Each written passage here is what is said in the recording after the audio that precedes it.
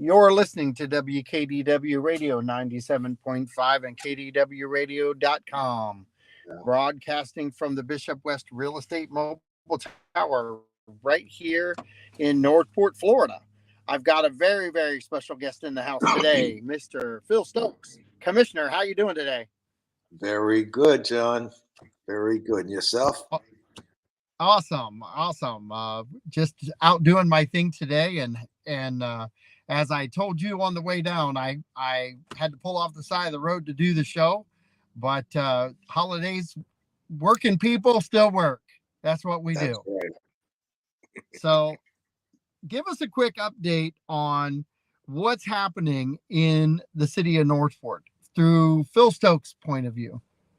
Well, we projects keep moving along. There are apartments, there are mixed use properties going in. There are all kinds of projects, commercial development starting. The hospitals are, processes are moving along. Really, everything's in the process. So I think, the exciting thing is come this year, you're going to see a lot of activity. I mean, from Price Boulevard project, really to actually see, progress on that, to probably breaking ground on a number of projects. And we're moving towards where we need to be, which is to try to diversify the city, not only bring in new business that'll create hopefully some good job opportunities for folks, but also to create some a variety of housing options, because that's still a big challenge for us. It's there's been a number of higher density projects, especially along the Toledo Blade area, that are just so important. It's, people need options. Not everybody can buy a single family house, and the ability to, to afford and not have to take care of property, is important for folks who are younger, come out of school, have perhaps a lot of debt, and really aren't in a position to buy a house. They need to have, market rate affordable housing. And then we need to work on affordable stuff for people who, really need something that's below market rate. So there's a lot of things going on, all the same projects we've been talking about all year, but they're moving along, step by step.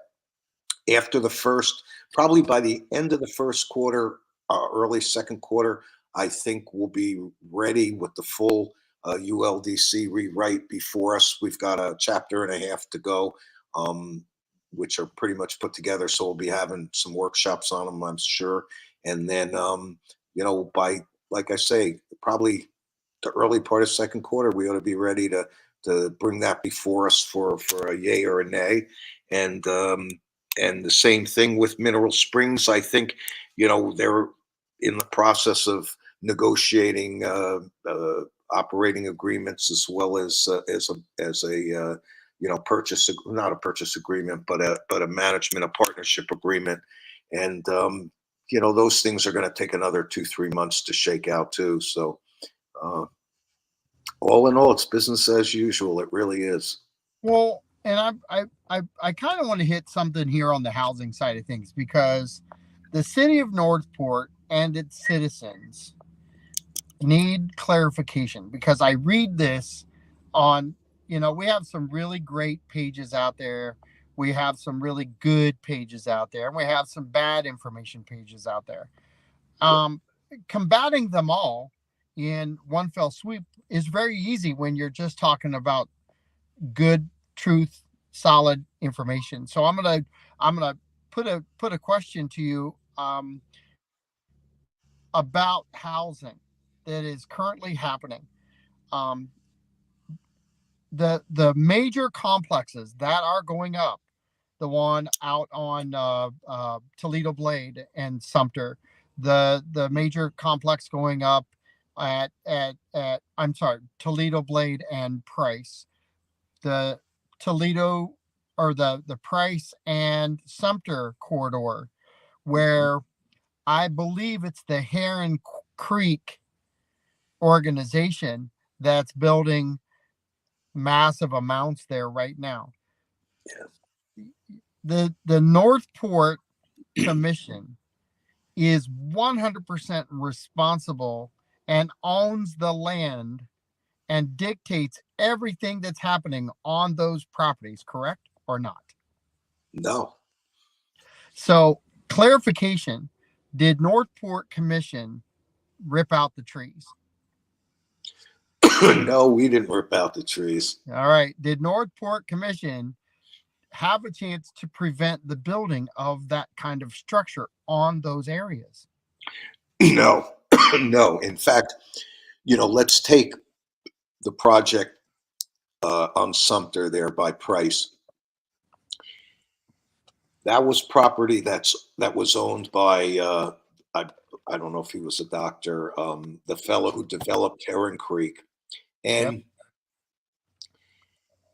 he came even before I was on the commission, came and got the approvals necessary to develop that. A long time back, it was hoped that that would stay a retail or develop into a retail and commercial corridor, but he had the property owner rights to go before commission and get that rezoned or recategorized as residential, high density residential, which was well before I came on the commission. But he then sold that property. I do not believe he presently owns that. I don't know who does, but I believe it's a separate developer. And the city of Northport couldn't have stopped that if it wanted to. So, you can argue that, wow, it could have been, it should have been, it would have been great if it was this, that, or the other. But the reality was that this property owner had the right to do it. Commission can throw obstacles in front of it, but the problem is, as long as it meets the comprehensive plan and the ULDC, and the ULDC does provide the capability for people to ask for exceptions and ask for changes, and they should not be unreasonably withheld legally, or you find yourself in court. And here we are. Now, you can look at it and say it's not what perhaps I would have wanted or somebody else would have wanted, but at the same time, it's creating housing at market rate that is really going to create a lot of housing for people who will help support that hospital area at Sumter and 75. Not just the hospital jobs, but all the businesses will prop up or pop up around that area. There will hopefully be thousands of jobs that, hopefully a lot of our Northport citizens will be able to get. And for people who come in with special talents who, maybe aren't ready to buy a house yet in Northport, or who will take some time to buy a house, will need housing. And those apartments, will solve that problem. Same thing over on the Toledo Blade side. There are a lot of pockets of single family residential housing, but there's an enormous amount of mixed use development going on. There'll be a tremendous number of jobs being created. Some of the funding we got for a variety of things necessitate, like out at the Toledo Blade 75 corridor, that we provide 2,000 new jobs. Those people are going to need places to live. Henderson's in phase 2, and then they'll have a phase 3 development. There's going to be lots and lots of jobs, hopefully good paying jobs, and people need options. So, while we would love to see, I would love to see as much commercial and light industrial and retail development, which I think shifts the tax burden off of residential taxpayers. We still have a real need for alternative housing. At the last meeting, it came out that 0.6%, 1/6 of 1%. I mean, it is mixed use residential in our city. I mean, it's staggering how little availability of apartments and higher density housing we have. And I know people who live in single family houses don't want it in their neighborhood, but you look at, and I said it at the meeting, you look at Welland Park, we have a downtown with restaurants and offices, and surrounding it we have a high-end market rate apartment complex, which happens to be where I'm renting right now until my new house is done. And next to us we have an assisted living. On adjacent to that, behind the supermarket area, we have a 55 and over complex that's going in, and there's going to be a new hospital that you can see from these apartments. You're going to have commercial and offices and more medical. And within less than probably a mile, you have almost $1 million homes. So you can put together a blend of all this and create a wonderful urbanization that's not a concrete jungle, but that really allows people to live, work, and play within an area. So hopefully we'll see some of that along Sumter, and we'll see some of it along Toledo Blade. Well, actually, as a citizen, as a tax-paying citizen, shouldn't we all want the commercial growth and the blend of all of these things? You're talking about, you're truly talking about tax base servicing that's dense. We have a city that's tax based services spread out, but the more dense that we can provide service and collect taxes is actually better for the service side of things through our city services, isn't it? Yeah, it is, but I guess it's human nature that, while I think intellectually most people will say, yes, it'd be great to shift the tax burden and keep our property taxes low. And yes, we need more non-residential development. And yes, we do need available housing of a variety of types. Nobody really wants it in their backyard or next door to them. And I get that. And it makes sense, from a homeowner's perspective who's lived in a single family neighborhood and now within a quarter mile of them is going to have, an apartment complex. Even if Correct. it's very high end and beautiful, there's a resistance to that change. Yet the change is inevitable, and we can't build a wall around the city of Northport and keep people from living here. So we could manage it. We can do it in a way that's aesthetically pleasing. We can do it in a way that's harmonious, that where there'll be a good integration. And for those people who truly, truly, truly just do not want higher density environment, they'll have to make their own decisions about it. But for the vast majority of people, you adjust, you just do. And I think a lot of times it's the fear of the unknown and what might be. And once change occurs, very often it isn't the worst that you imagined. And I hope that's how people feel, because it's very hard to make people really feel what would happen if our property taxes doubled or tripled. And that's what you see in Fort Myers. You go to other places that does not have the non-residential development and that tax base, and you're talking millage rates. I mean, I can't even imagine if I or anyone else had to pay 2 or 3 times if we were to tell people we're going to double the millage rate. Could you imagine the outcry in the city of Northport? People will go insane.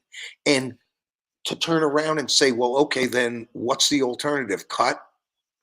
There's talk, well, let's cut the budget. Where are you going to cut? You want to cut police and fire? You want to cut public services? You want to close down parks? No one wants to do that. No one wants that. That's what makes Northport so wonderful. We have the best public servants. We have the best. of Public Works. So it's tough. We're in transition, so people are struggling with it. I get that. Well, and if you take the new part, and I say new part, new annexed part of Northport, or newly annexed, which is Welland Park, and you look at Welland Park pre-development, Yep. pre-pandemic, pre-development. I'm talking. Let's go back to 2004. It was being developed in 2004. It was being developed with a completely different featuring of how it was laid out, and the economic downturn changed that and restructured a lot of those plots of lands up there, CDD wise and different things like that. But if you looked at how that was before the building started and you look at it today, everyone who's moving there has bought into denseness because it's dense, and it's downtown, it's structures, it's buildings, it's Costco, it's you know, if you'd have stepped back to 2004 and said, in 15 years, 16 years, we're going to have a Costco, we're going to have a downtown, we're going to have the Atlanta Braves, we're going to do this, everybody would have been going, you guys keep talking.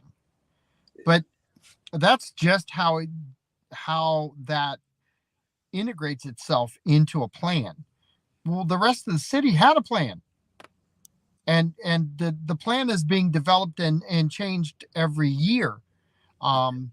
On some facets, on other facets, it's adjustments to, I would say, even the marketplace, wouldn't you? Because the business structures that are out there. Look at malls today. They're not building malls anymore. Strip malls, they are. And we've got a great one at Coco Plum, and it is booming. It's an economic, one could say it's an economic driver, because there are people that drive in from Port Charlotte that in 20 years ago never knew we existed. And now they drive to Coco Plum because they want to shop there. And we drove away to go shopping. We have a place to go shopping. It's kind of weird how it's all transition, because if you look at the mall area, that's depressed somewhat. Well, everybody says, and I said this the other day about a lot of these clubs and things that we see. We drive down the road and we say, well, I wish that was still there. Well, okay, things can't stay the same because you stop going to do them. It's because you go to do them. So the city isn't going to stay the same way. It's going to change. It's going to develop. I think people's involvement in how the city is formed is very important. And versus bitching about it, be an active part of something and join a Parks and Rec organization, join one of the other organizations out there that's crafting and molding the future of Northport. We got a hospital coming. We've got corridors getting ready to explode. What do you see those corridors, the Sumter development and the Toledo Blade development at 75? What do you see those two things doing to the city of Northport? Well, that's a great question, because that was a point I wanted to make. With more, as again, people keep moving here, as they move into our city, and you take those two developments, they're going to bring in hundreds of new people. And the great thing about it is that's going to complement the non-residential aspects. We're going to have, businesses make decisions a lot of times on demographics, and they look at a market and they say, you know, are there enough people here to support my restaurant, to support my office building, to support whatever business it is I want to bring to the city of Northport? And as we grow residentially, we have an invaluable resource, human resource to make available to those businesses. And those people who live here are consumers of goods and services. So the integration of residential and non-residential development feeds off each other. And I think, you know, as we move towards 100,000 people, we will attract even more non-residential type investment. And and that's what helps build it. Now, the trick to making it work is how, you know, do you want, what kind of an urbanization do you want?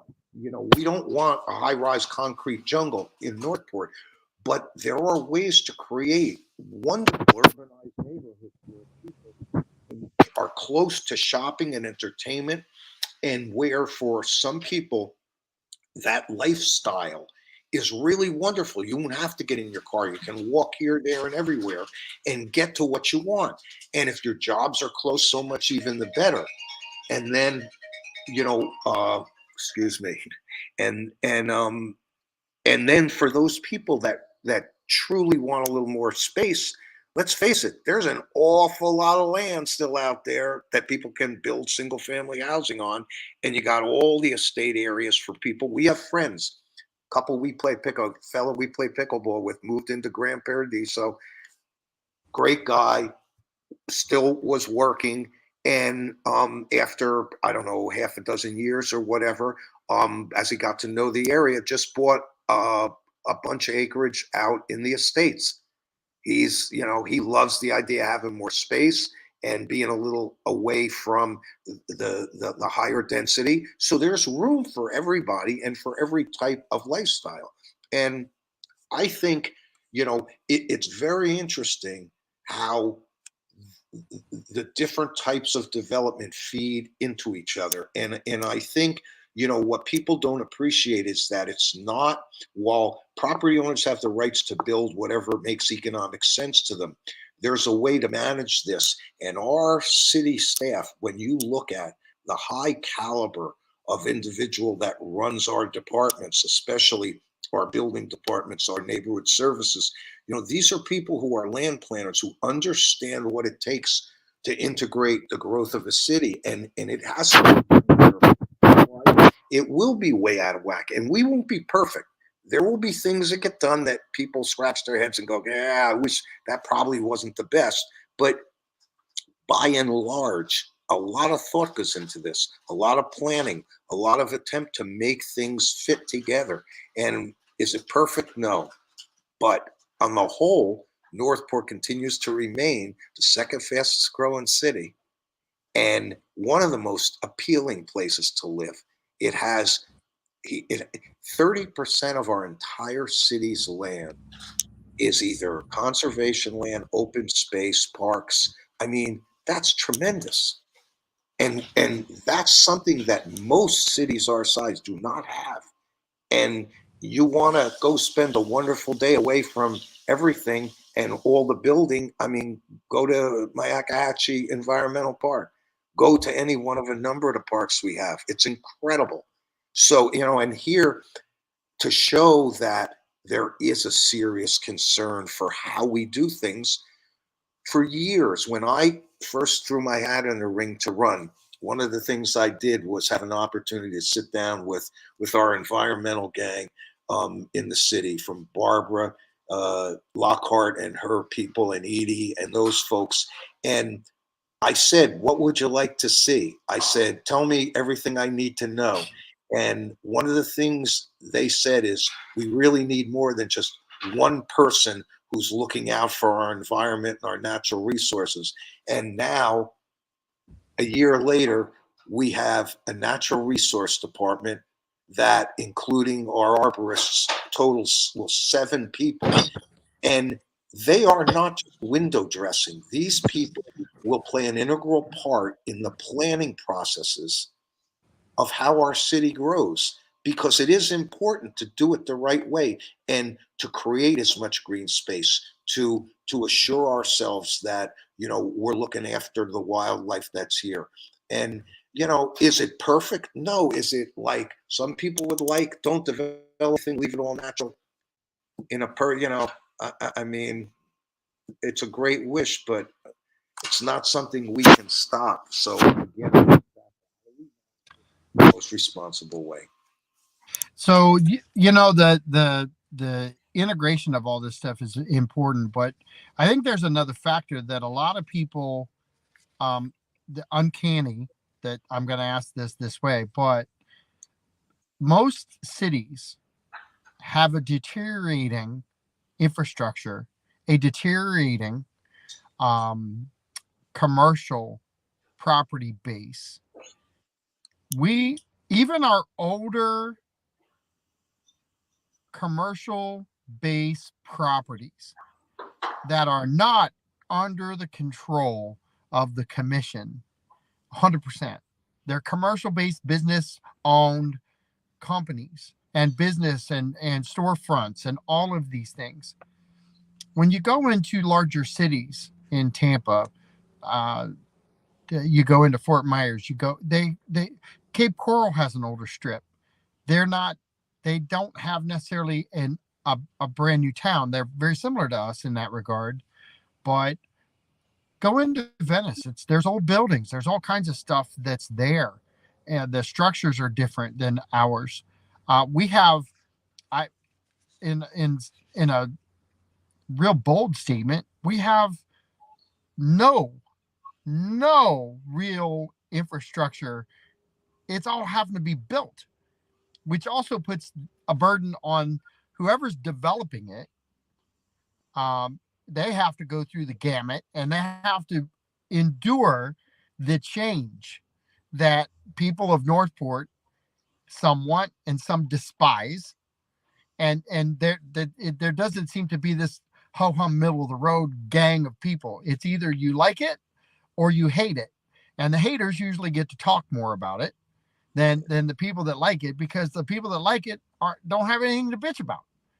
So Well, when you turned it all around, go ahead. no, I would say, Walt, you're right in a way. Northport's fortunate that it doesn't have those older commercial or industrial areas that have gotten run down. You can't ignore the fact that um, there's parts of our infrastructure, the and water structures and the bridges are, I mean, they are in serious need of repair, as we well know.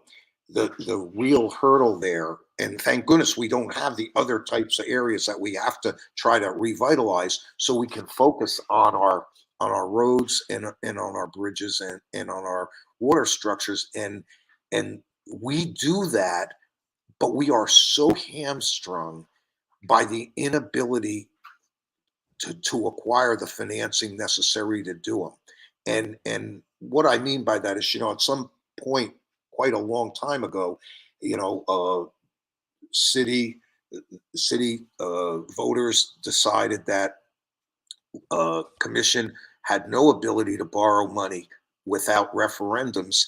And if you looked at in terms of total dollars, we would need somewhere around 3 or 400 million dollars to totally, if we could wave a wand and repair and replace roads, infrastructure, water structures, bridges. That would be incredible to do.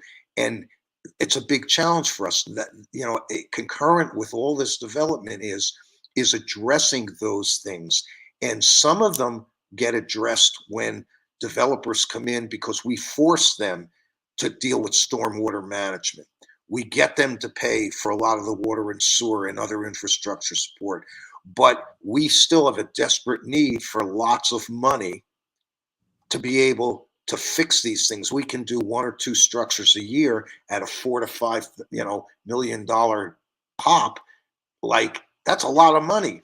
And where are we going to get it? And we sure don't want to take it off the backs of residential taxpayers by raising millage rates. So you see how important it becomes to get a non-residential tax base in here that will help support some of the infrastructure needs we do have. And people don't focus on that aspect of it. There's nowhere to go. If we, let's say we went out to referendum and asked the voting citizens of Northport, we want to borrow $100 million because we want to really get on all these infrastructures. And they'd say, well, what does that mean to us? Well, the payback of that debt, God knows how much the millage rate would have to go up to support carrying that debt. That's a serious issue. And we don't want that to have to happen. So how do you do it?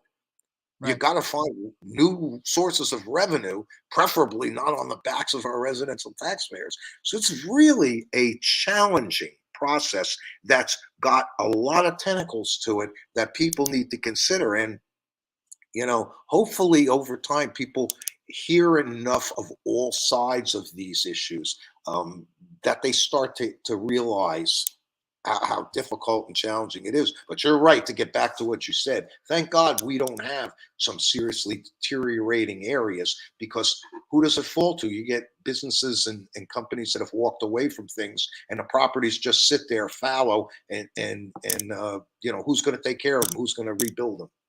Well, and far beyond that too. I think when you look at it in totality, the transition from let's just take the Toledo Blade new business corridor that was built. Well, that literally the day it opened was full. Well, they're building another one now. Why? Because it'll be full too. Well, there is a need. It's not like we're building our, and I say sorry. It's not like these organizations and these owners out here aren't coming in and building these properties, and they're staying vacant. They're being filled. And it would be a different conversation if we were sitting here talking about the complexes that are just sitting there. Go back to Pan American and look at the strip mall that was built at Pan American and 41, and look how long that sat there in transition into what it is today. It is now a really nice strip mall, but I remember everyone saying, well, why don't they finish it? Okay. Well, I also remember, why are they doing it? Well, okay, it's still full. Okay. It took but notice the conversation. Why aren't they finishing? And there was a lot of turmoil there at that piece of property on the financial side, is why it didn't get finished. When it got finished, it's still a great piece of property in a great location with great exposure for businesses. We literally don't have enough old frontage anymore because of 80,000 people. We are I started to laugh, and I hope it didn't get picked up on hot mic, but it should have, when you said 100,000 in listen, we're going to approach 100,000 people probably within the next year and a half. And that's no joke. Great place. Yeah, year and a half, 2 years. Yeah, because and who would have said 18,000 people moving to Northport in 2 years?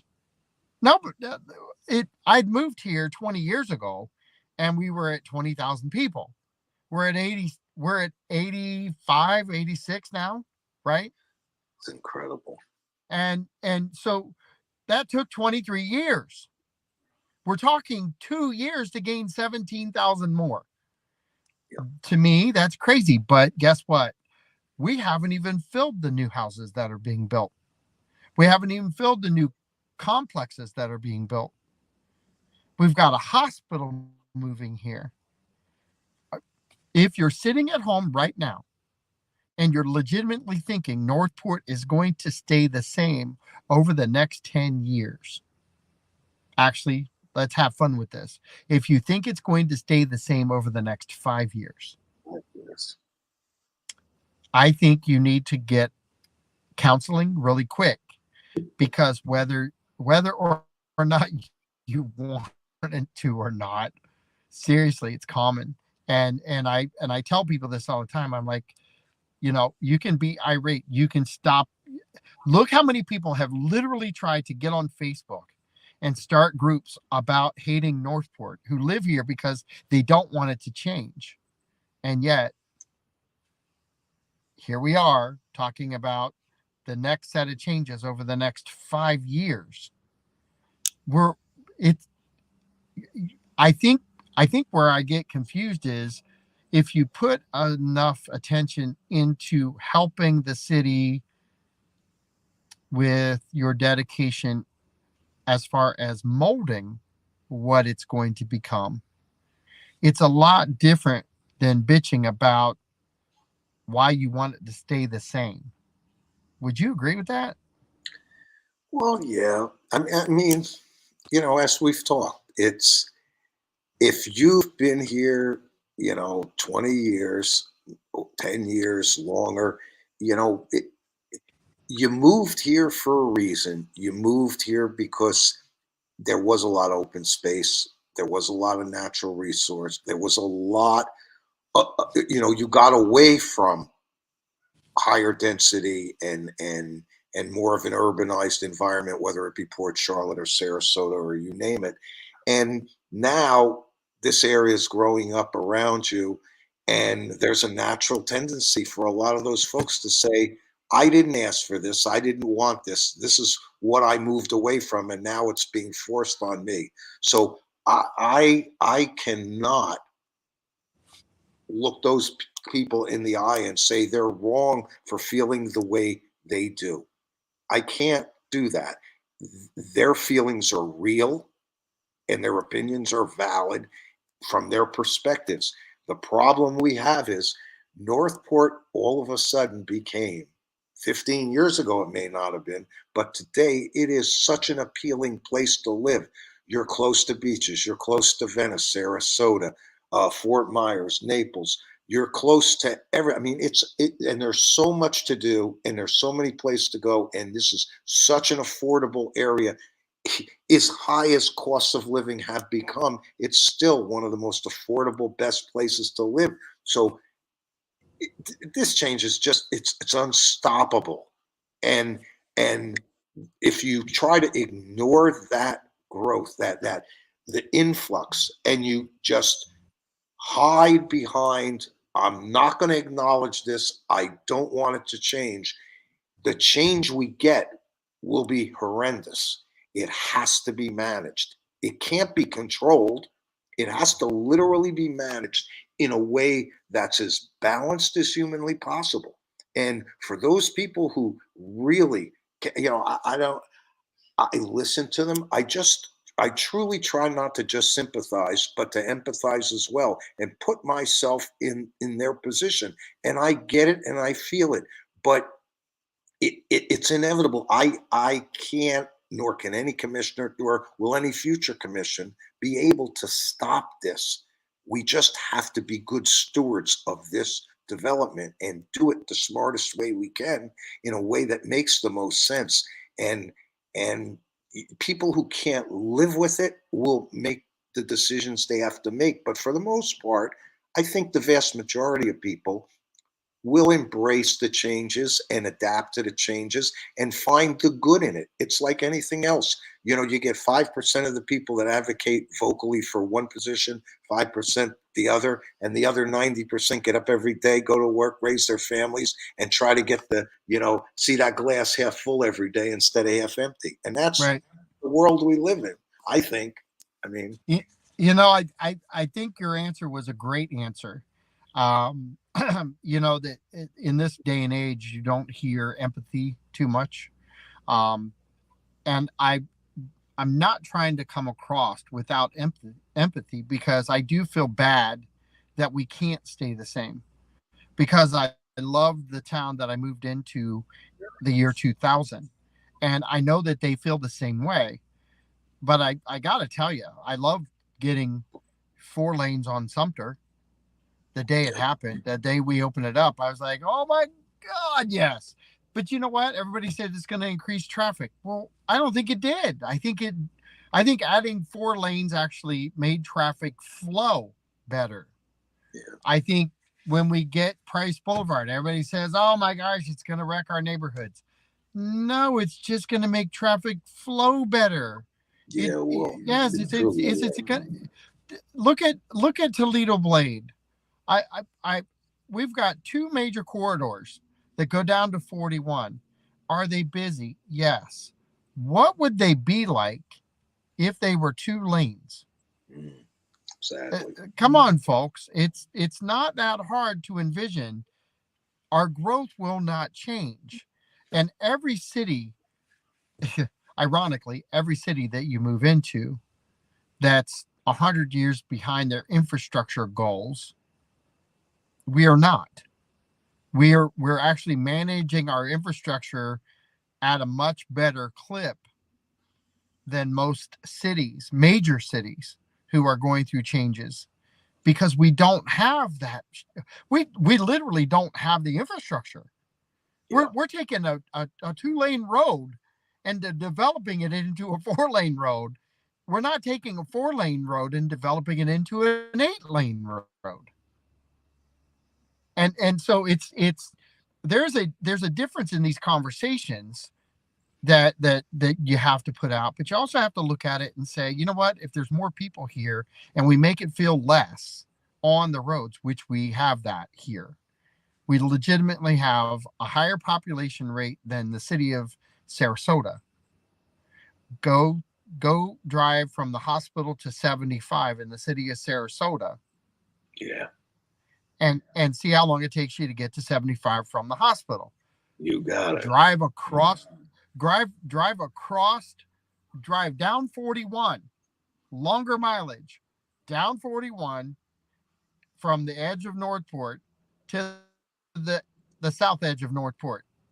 I'll bet money you make it to the north end to the south end faster than you can make it from the hospital to 75 from Yep. Clark Road In or Sarasota. Yep. Bee Ridge. So Exactly right. it is relative to looking at all these things, and we do have a really high quality of life, but we have to improve it with the services that are needed in a city this size. And we're not talking city services.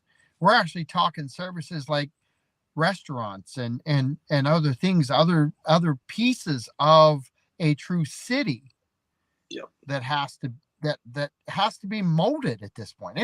We don't have a steakhouse. Nah, We got 80,000 80,000 people, and we don't have a steakhouse. We have 5 elementary schools, and we don't have a Dave and Buster's. Why? It's not because you're stopping it. It's not because your lack of development. It's they haven't analyzed our rooftops enough to realize, holy crap, the first person who moves in there, yeah. the example would be Beef O'Brady's. Beef O'Brady's, Yep. when they first came here, all of us who were here, all 20,000 of us were going to Beef O'Brady's, and it was the best place in the world because it was the first true across the board sports bar to open their doors. When Wings and Rings at Toledo Blade and Price opened up, it was the second, and then B Dubs. Well, I just named 3 major components of sports bars. Yep. In the city of Northport that we didn't have 23 years ago. And that you're right. You make a great point.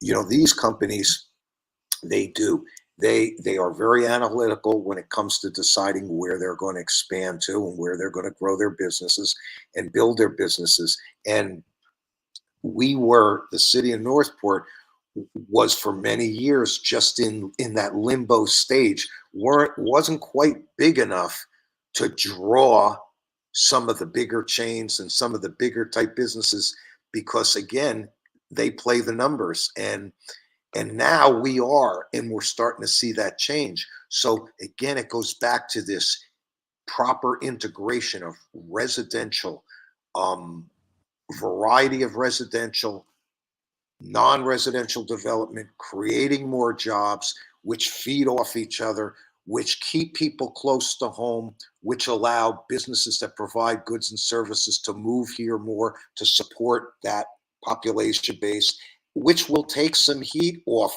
hopefully, the roads. Every day when I go down to city and I go downtown, man, going the other way towards Venice and Sarasota, that highway from now they're doing some construction, so it's even worse. But um, they're fixing the roads. But 41 is just bumper to bumper at the rush hours, coming and going, because as we know, 90% of the people are leaving the city to work. If we can create enough jobs, and that's critical, and not just any jobs, but good paying jobs, they have to be upscale jobs so that people can afford to keep pace with the cost of living. And we can keep people closer to home. We can keep them off the road. They can walk to somewhere to eat. Like here I am in Welland Park. I got 4 or 5 restaurants to choose from. A lot of times we just walk across the street and walk to where we're going. That would be a great thing, to have little urbanized pockets like that, because instead of having to get in your car, drive up Toledo to 41, or hop on 75 to head up to Venice or Sarasota, and or Port Charlotte. And I think that over time, over the next 5 to 10 years, you're going to see that, and that'll help mitigate some of the problem. I mean, I love it. There's got to be a way, and we're working towards it. As population grows, we attract businesses, and as they grow together, we'll create more jobs. We'll keep people closer to home. It will have an effect on the infrastructure and the transportation. And all these things integrate. None of them operate individually and apart from each other. And that's something people can hopefully look to see how the quality of our life here will not go into the toilet. It'll just change. That's all. Well, and there's a couple things that you said there that I'll preface the future on, and let you talk. But we've got about 8 minutes, because I have to end at 4 o'clock. But when you look at the partnerships that are being formed from the future businesses being built, and the expansions of the businesses that are here because of the businesses that are coming, I'm going to lay this out for what I just said. We have a hospital coming in who is going to build a fantastic hospital at Sumter and 75 that's going to redesign that whole area. And now that we've had that flooding, it's changing that side of things too, because they have to analyze everything that's there, which is going to help the future, yeah, hopefully, with their designing of that, along with the fact that they've partnered up with STC, and STC is now talking about adding programs and jobs, and now you're talking about education being the format and the foundation of the connection between those two organizations. And that's huge, to have the hospital coming and the partnering with STC, which is Sarasota Technical College. That the expansion of the nursing programs and the carpenters programs and the electrician programs, all of those things are needs here within not just our community, but surrounding communities. And those partnerships that are being gained and those projected jobs that are being gained, those are a true connection for what's happening, along with the fact that that's going to promote other things to come here too. Because once you get a hospital foundation in your Yes. city, don't other businesses start to go, well, wait a minute, I got to put a hotel over here, because if they got stays, I got to give family members places to come. I got to have restaurants because they have a place to go other than the restaurant. It changes each one of those corridors now into something else. And Look at it. I've got, you've got 6 minutes. Yeah. And if you run short, I'll jump back in. But go ahead. I mean, you look at Sarasota, that corridor there where the hospital is, and you look at the reality of what's occurred, um, as far as all the ancillary businesses. You look at um, hundreds, literally hundreds of medical related type businesses that feed off that hospital. And we're going to see that kind of stuff. I think we're going to see some more medical around Welland Park. There's those new buildings going in right down from the college on 41, radiology, oncology. Um, those are, those businesses will create job opportunity. And, while back in history, you saw businesses that moved to undeveloped areas and then created workforce housing and then trained their employees. I think we're going to see some of that here. I think we're going to see a collaboration between the city and the businesses and the educational institutions we have to help re-engineer and re-educate a lot of our population to meet the needs of some of those new jobs. We have an incredible labor base here. Why, historically, all we did was service the hospitality industry. We have bright people, we have young people, we're one of the younger communities around. These people all are dying to make more money, have upward, projected career opportunity. Businesses will recognize this with the demographics, with the population base here. It pays to invest, not just to build your plant or your new building or your new office, but to also retool the labor force and take advantage of that. I think there's some incredible opportunities for the people who live here. And that's a tremendous, tremendous thing. It's to me one of the most exciting things about Northport. It's one of the most it's one of the biggest reasons why I ran, because, like, to me, there isn't really any other city in this Southwest Florida area that's going through what Northport is. And while there's always growing pains, look at the opportunities. The young people that live here and their kids who are growing up, there will be real, real opportunity to have generational growth here within our area. And you're right. All these things feed off each other. They really do. That Sumter 65, Toledo Blade, and 75 corridors will eclipse even Welland Park in terms of their impacts on our city at large. They really will. They will. I hope I live long enough to see it all. Yeah, no doubt. Me too. We've got about 2 minutes left, but that partnership that STC, Sarasota Technical College, has with Sarasota Memorial Hospital, is that by itself is going to change those two corridors, and let alone the fact that, imagine now being a senior at high school, being able to slide over to STC, take your first 2 years of LPN, Yep. and go to work, make $20+ an hour, probably close to 30, stay at STC, stay at Sarasota Memorial, let Sarasota Memorial help pay for your RN. And while you're making that money as an LPN, still maintain your schooling, still going to school, and be able to come out as an RN in your own city. We've never been able to do that. The good news is you can start that mission today, and that partnership is there and formed. And that partnership is working at Toledo Blade and 75. The difference is now they're going up to Laurel Road to Sarasota Memorial to go to work. My wife puts them there, but here's the really cool thing.